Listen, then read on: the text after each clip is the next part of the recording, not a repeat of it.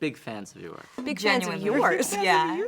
My dad was out there geeking out because he loves both of you guys. We just had a lovely conversation. Of course. Sean Bode loves to talk for sure, so and I love sweet. that about him. First, we would like to see if you would please your best toss. Ooh, that's a good one. Okay, let's see. Toss. Oh, I heard popping in. That felt good, actually. That was good. Ooh, I needed that, I think. You're gonna start seeing chiropractor videos in your algorithm just because of that. That felt great. That was crazy. Okay, I'm trying. anyways. Ready? Mm-hmm. Toss.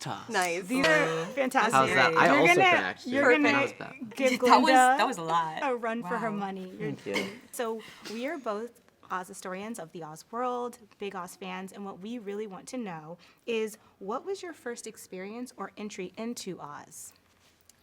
I think The Wizard of Oz, when I was younger, I've watched it many times growing up. Was Dorothy when I was 6. Dorothy with a jacket, because I was in the Midwest, and it got cold for Halloween. But yeah, I love all the color and the whimsy and just the fantasy, almost, storytelling of The Wizard of Oz. And to be here today is just so full circle, and I feel so honored to be here. I think my first entry into the world of Wizard of Oz was when I was 5. I've been saying it was when I was 4, but I fact-checked myself. I was actually 5. And my sister was playing Dorothy in the neighborhood theater production of The Wizard of Oz, and she needed a Toto. So she said, my little brother can do it. So I was Toto in The Wizard of Oz. And then when I was in 6th grade, I played the Wizard in The Wizard of Oz.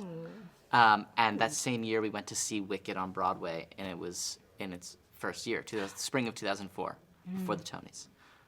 So that was my first entry to The Wizard of Oz was through that. And then I watched the movie and loved the movie as a kid growing up. And then once Wicked hit, that was a huge part of my life from then on.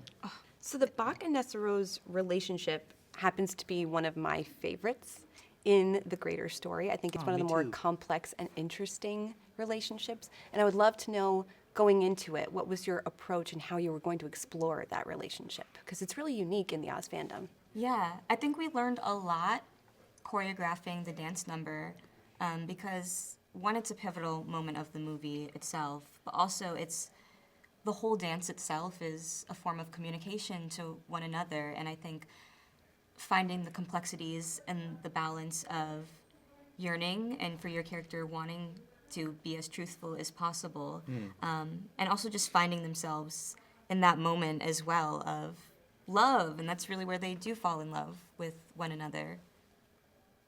Yeah, I think that was really important to both of us, was that there is a real connection between them. It's not from the get-go, it's not superficial, it's not a lie. There's a real friendship happening there. They just see it differently. There's no malice in it. Yeah, that felt really important, especially for the way that the story grows, and because we wanted to, like, you know what happens in the second movie, but we're not going to say exactly what happens, but I think that we wanted room for that, like, nuance and humanness and, like, a real story of two people who are on a different page and what happens as that moves forward. So that felt really important. Yeah. Day one, what set did you walk onto, and what was your initial reaction to what you saw? Yes. Yes. I felt. You know what I mean? Yeah. I need not to say anymore, actually. Our first scene we both filmed for the first time was the Dilliman classroom scene. Beautiful, beautiful set. Unreal. Yeah. Practical set, accessible sets. Yeah. The desks, for me anyways, like would swing out so that it was very swift coming in. The chairs as well. Ramp up the back to the back of the classroom, which was amazing and lovely.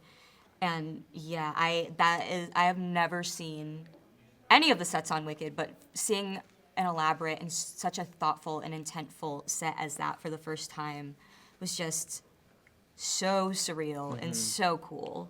And then every set we walked on that first day was like, and then actually every subsequent They day. one-upped each other somehow every single time. I snuck over to hang out on the Yellow Brick Road in Munchkinland, and it was the best decision I ever made. You know, it was really special, and yeah. Well, thank you so much Thank for your you, time. We guys. really appreciate you talking to us. Yeah, of course. Thank yes. you. I was so Thank you happy to see your guys. names on the list. I know, me too. I'm not gonna lie, I did like take a screenshot and send it. I was like, thank you hey, guys look who's so gonna be much. here.